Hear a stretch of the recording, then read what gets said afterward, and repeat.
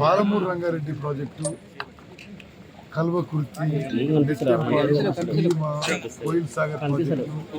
గట్టు లిఫ్టిగేషన్ స్కీమ్స్ ఇవన్నీ కూడా వేగవంతంగా మా ప్రభుత్వం పట్టుదలతో ఉంది.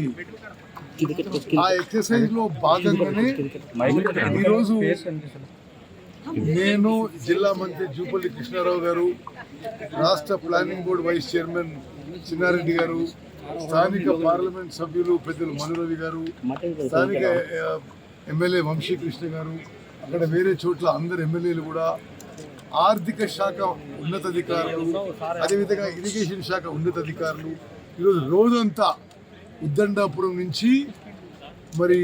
గట్టు నుంచి భీమా లిఫ్టిగేషన్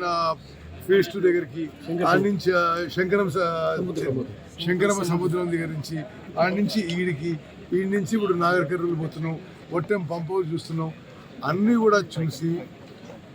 ఇరిగేషను ఆర్థిక శాఖ ఒక కోఆర్డినేట్ చేసి ఎక్కడెక్కడ వెంటనే నిధులు విడుదల చేయాలనో, ఎక్కడెక్కడనో పనులు వేగవంతం చేయాలనో ఒక పూర్తి ఎక్సర్సైజ్ చేసి